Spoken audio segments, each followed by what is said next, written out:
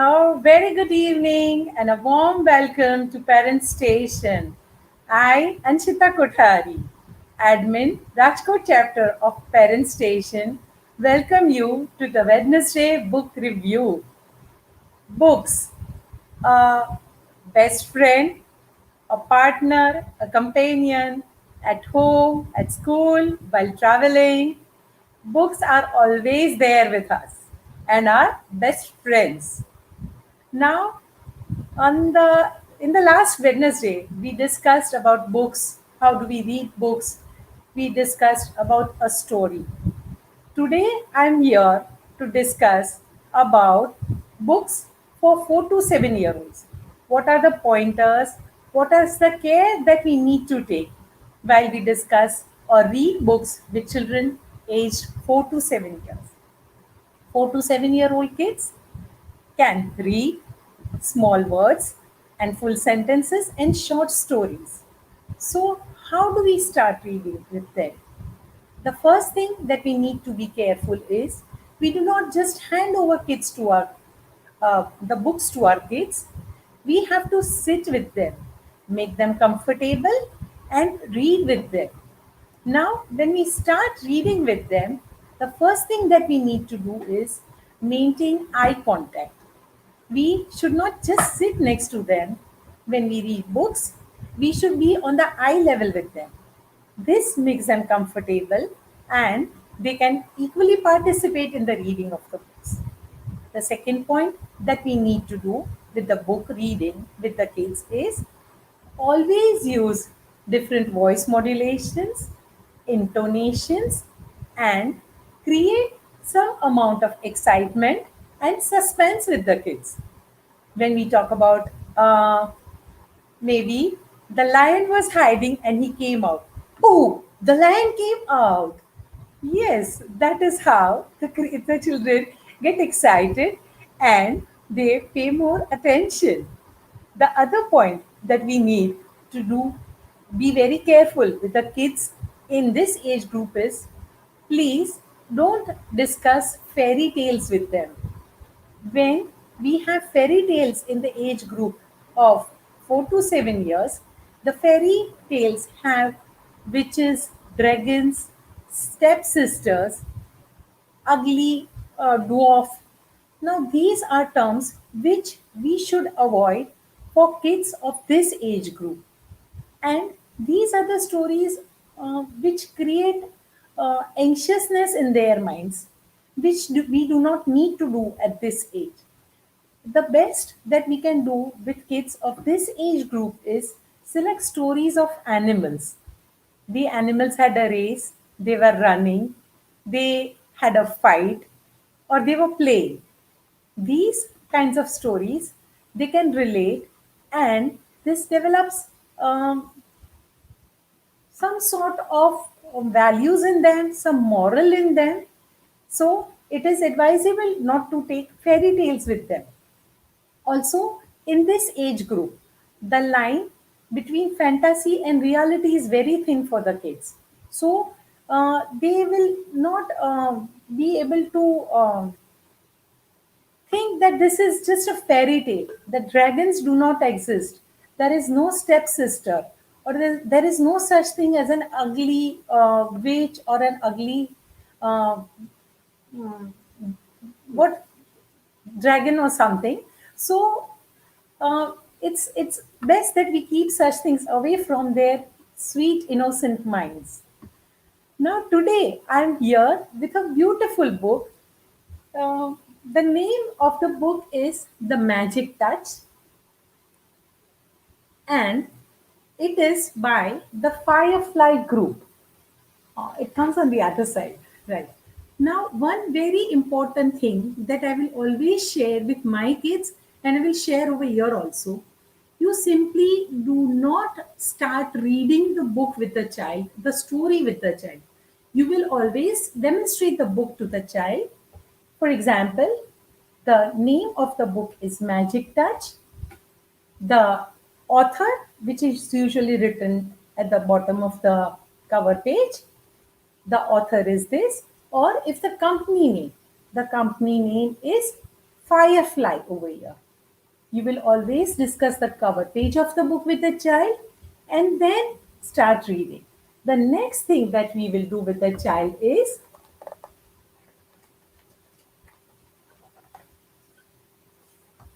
take them to the page contents or index and then explain to the kids what is this.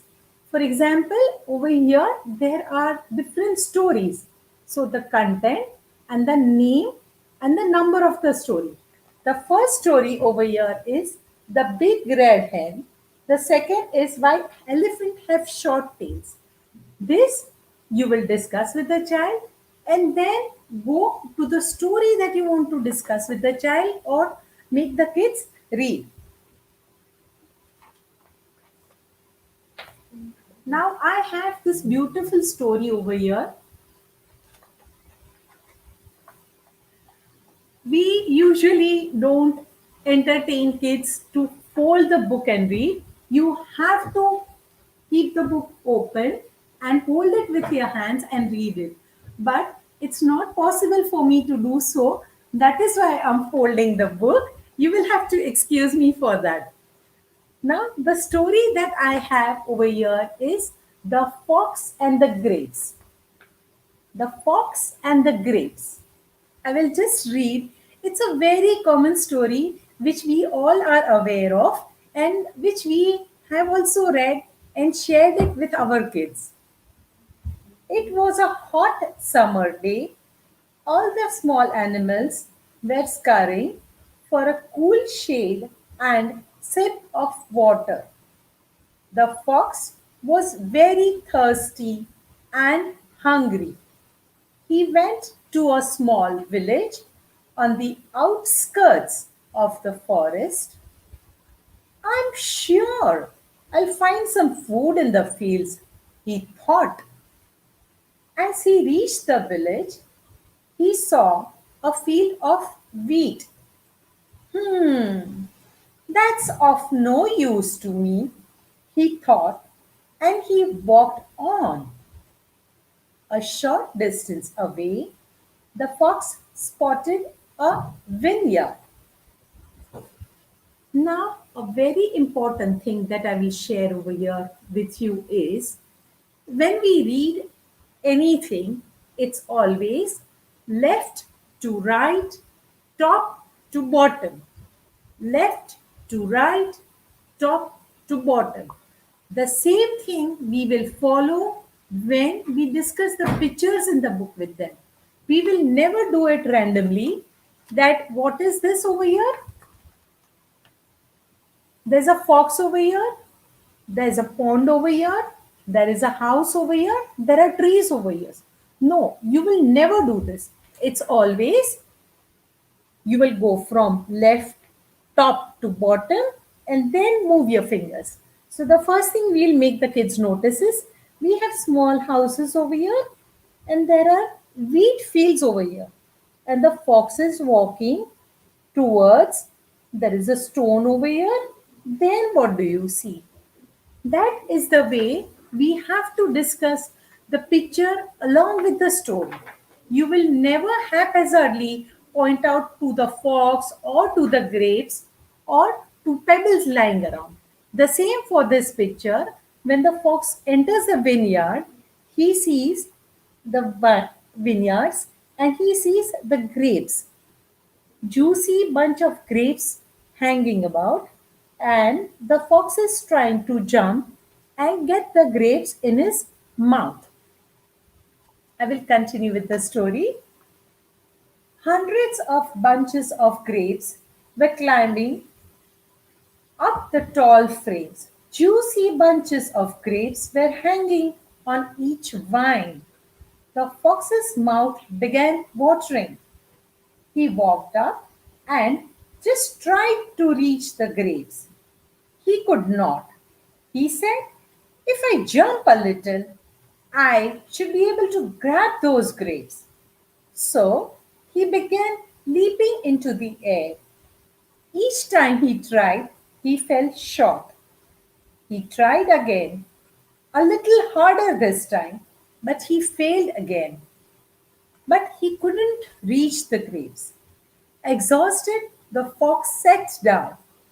He didn't want to admit that he had failed, so he consoled himself, saying, "It's a good thing I did not get the grapes. The grapes are sour." Saying so, he walked away. Isn't that a very nice story? Now, in this book, along with the story, there's a moral and there is new words we learn.